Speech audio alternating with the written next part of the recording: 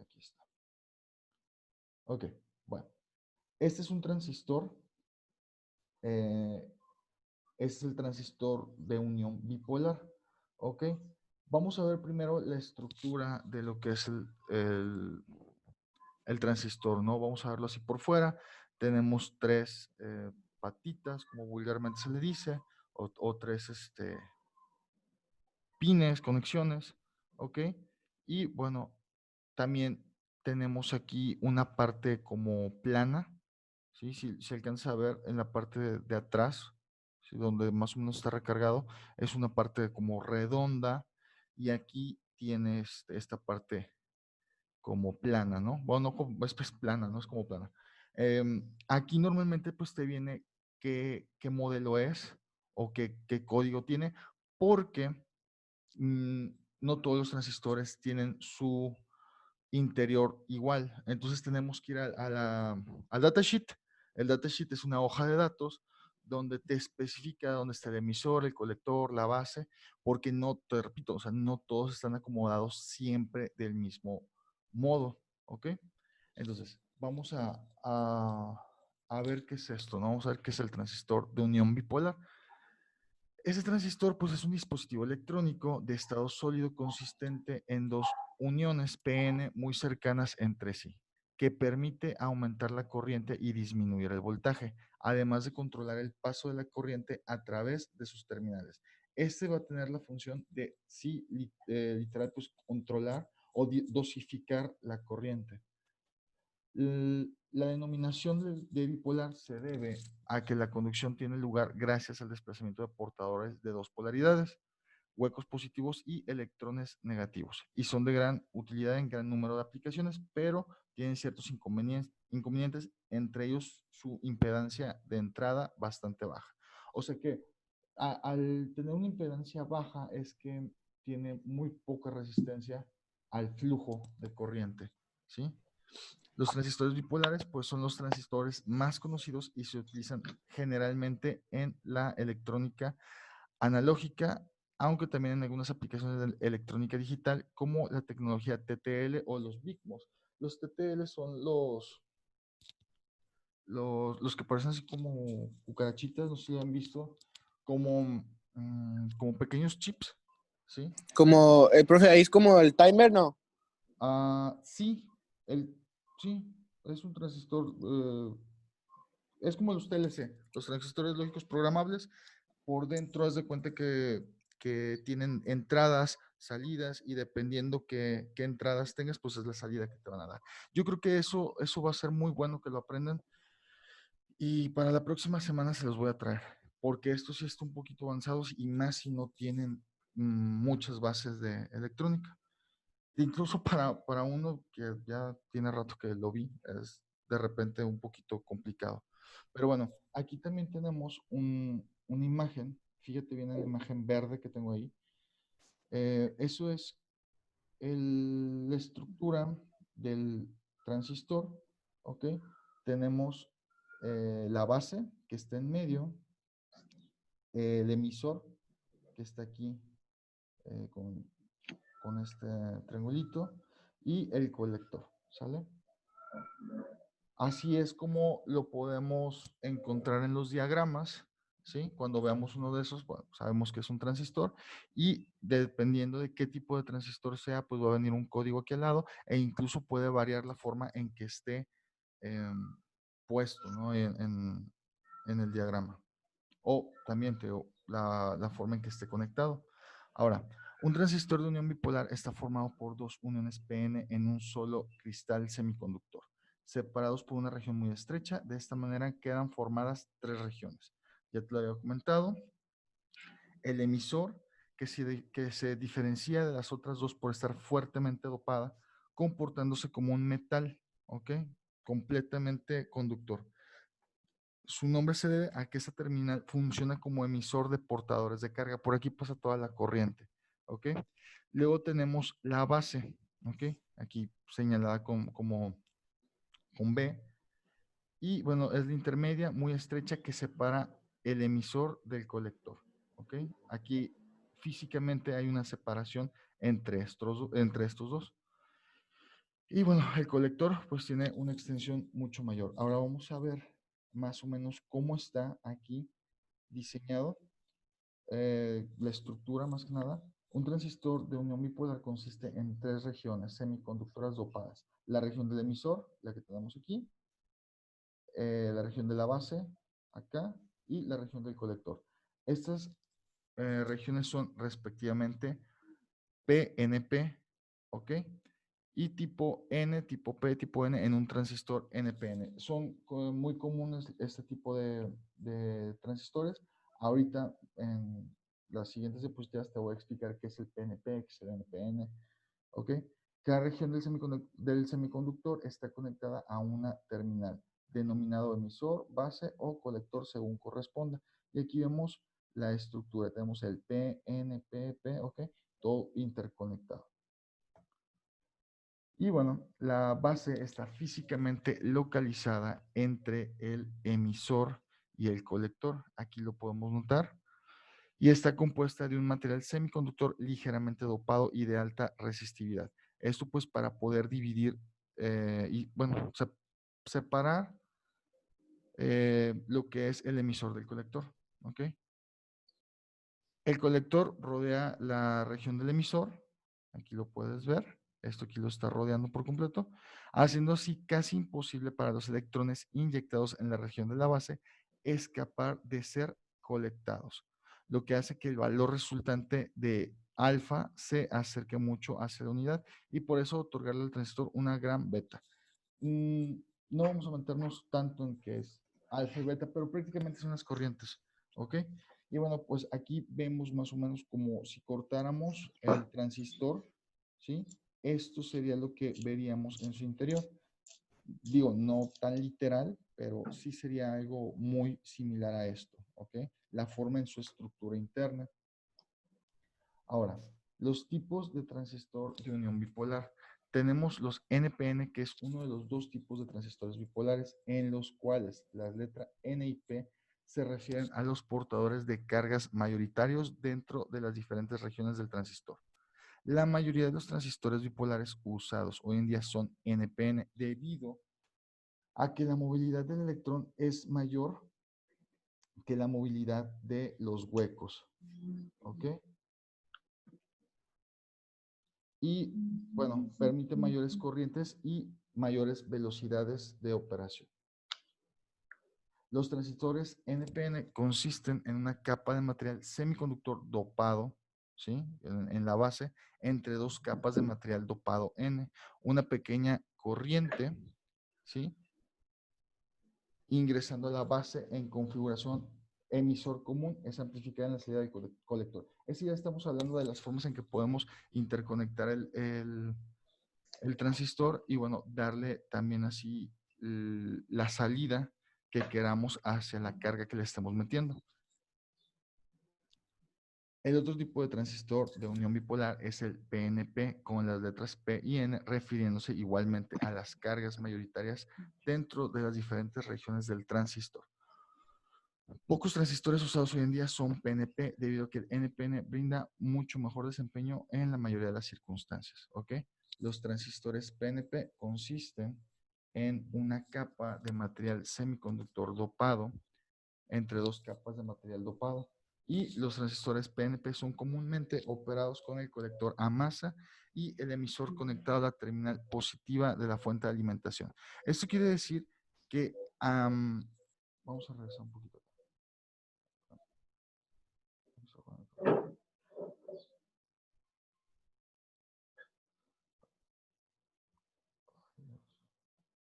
Ok, tomando este en cuenta, te digo, pudiéramos conectarlo de diferentes maneras. Vamos a ver esta imagen. Nosotros pudiéramos conectar el emisor, ¿sí? Directamente hacia el voltaje y como te comenta aquí, ay, espérame, ya me perdí. Sí, así son como comúnmente son operados, ¿ok? Con el emisor conectado a la terminal positiva de la fuente de alimentación y pues a través de una carga eléctrica externa. Una pequeña corriente circulando desde la base permite que una corriente mucho mayor circule desde el emisor hacia el colector.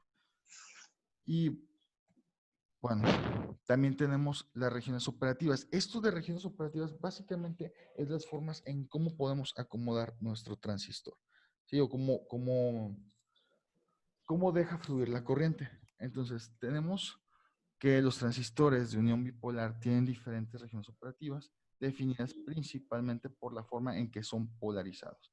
Entonces, tenemos que la corriente del emisor es igual a beta más 1 por la corriente que entra en la base, ¿ok?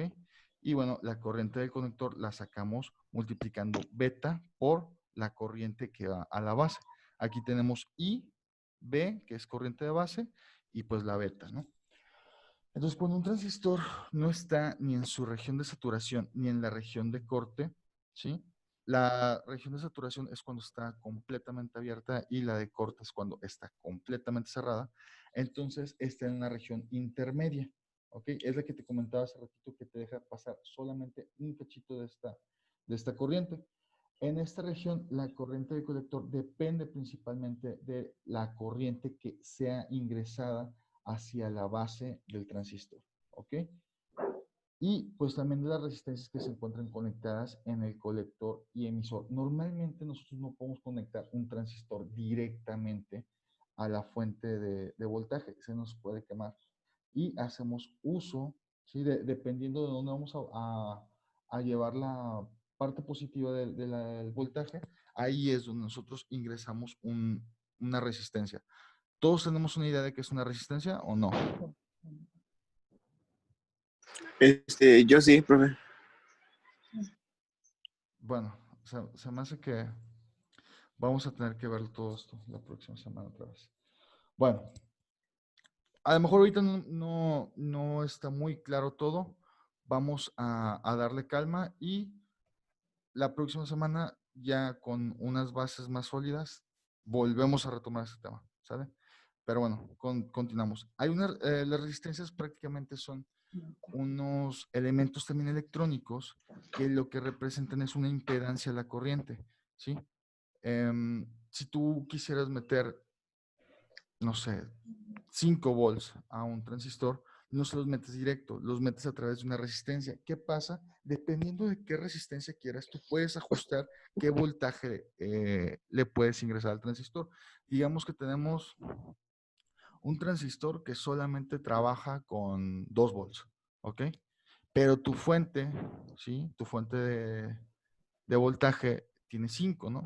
Tienes que hacer algunos ajustes por ahí para saber qué resistencia tienes que ingresar para que al atravesar esa corriente, esa resistencia, pues en lugar de 5 volts te entren 2 volts al transistor y pueda operar bien, que no se te queme y que no haya ningún problema, ¿sale?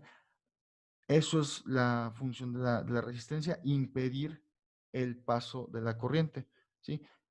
A lo mejor tú me puedes decir, bueno, es que a lo mejor tengo una fuente de voltaje regulable y no necesito esa resistencia.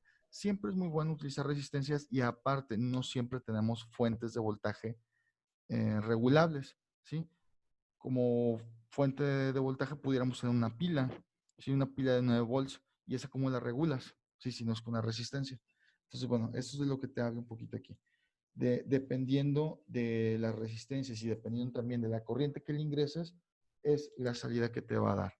Esta región pues es la más importante si lo que se desea es utilizar el transistor como un amplificador de señal. ¿Ok?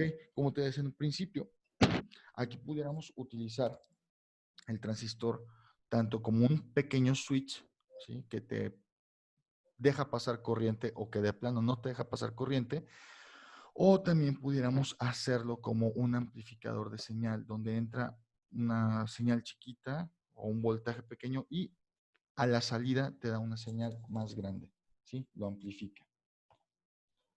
Ahora, también tenemos otra región operativa del transistor que es conocida como la región inversa, ¿ok? Al invertir las condiciones de polaridad del funcionamiento en modo activo, el transistor bipolar entra en funcionamiento en modo inverso, ¿ok? En este modo, las regiones del colector y el emisor intercambian roles, ¿ok? Debido a que la mayoría de los BJT, que así se le llama a los transistores bipolares, bueno, debido a que la mayoría de los BJT son diseñados para maximizar la ganancia de corriente en modo activo, el parámetro beta en modo inverso es drásticamente menor al presente en modo activo. Prácticamente aquí no te deja pasar la corriente. Si en el otro te la amplificaba, aquí de plano no te la deja pasar. ¿Ok? Y bueno, también tenemos la región de corte, que es un transistor está en corte cuando la corriente del colector es igual a la corriente del emisor, o sea, cero. ¿Sale? En este caso, el voltaje entre el colector y el emisor del transistor es el voltaje de alimentación del circuito. Como no hay corriente circulando, no hay caída de voltaje. ¿Ok? ¿Alguien conoce la ley de Ohm? Sí, voltaje sobre intensidad igual a corriente. Excelente. Bueno, fíjate que para todos los demás, incluso para ti, para que lo recuerdes, esta va a ser la tarea de hoy. Averiguar qué es la ley de Ohm. Vayan anotándola por ahí, yo también la anoto porque luego se me olvida que les encargo de tarea. A ver. ¿Qué es la ley de Ohm, verdad, dijo? Sí, bueno, no qué es, o sea, digo, desarrollarla, que, Explicar. Ah, ok. ¿sí? Investigar qué es la ley de Ohm. Bueno, este caso normalmente se presenta cuando la corriente de base es igual a cero, ¿sí? Y que la corriente que entra hacia la base es igual a cero, ¿sí? De forma simplificada se puede decir que la unión de colector y emisor se comporta como un circuito abierto, ya que la corriente que lo atraviesa es cero. Al nosotros decir que tenemos un circuito abierto, quiere decir que no hay paso de corriente, ¿sí? Y entonces aquí es como te vuelvo a comentar, el transistor puede funcionar como un switch. Al momento que se abre, no deja fluir la corriente y es cero, ¿ok? No hay nada, ¿sale? Y bueno, ya por último, y para terminar el tema del día de hoy, que teníamos proyectado, como fue bien rápido la hora, la región de saturación. Hace rato ya te lo comentaba, la región de saturación es prácticamente cuando el transistor se maneja como un circuito cerrado y te deja pasar todísima la corriente. ¿Ok? Y bueno, en este caso, la magnitud de la corriente depende del voltaje de alimentación del circuito y de las resistencias conectadas en el colector o el emisor o en ambos. ¿Ok? Igual, si nosotros le aplicamos la corriente directa, pues sí, va a dar el flujo completo, ¿no? Porque está manejándose como un circuito cerrado.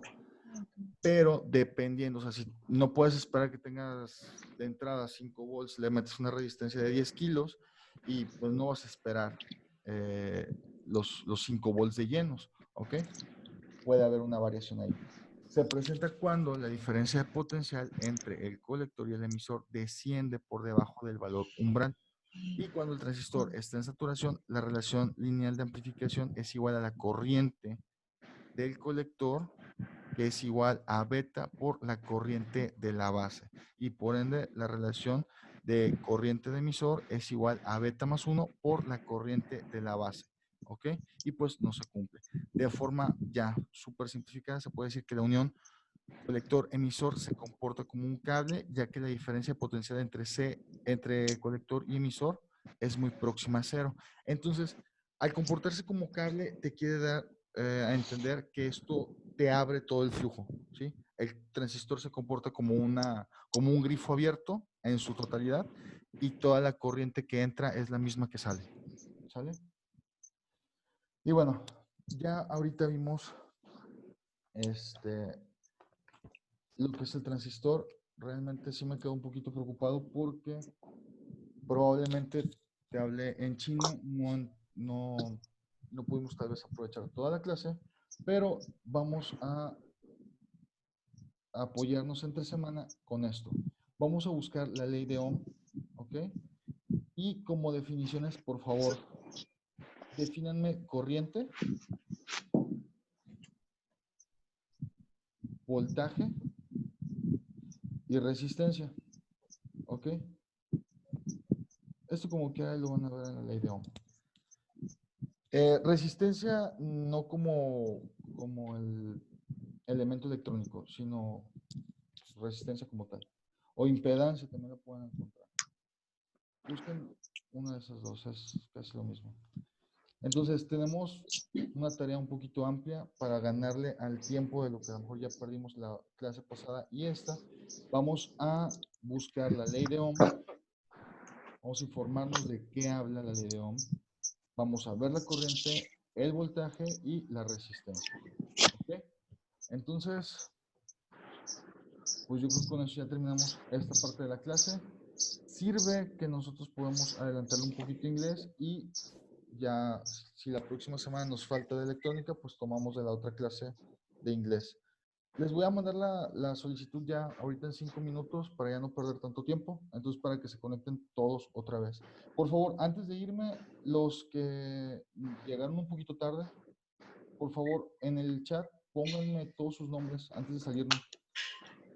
Lo ponen y ya nos salimos. Para yo también tenerlos ahí como que se asistieron.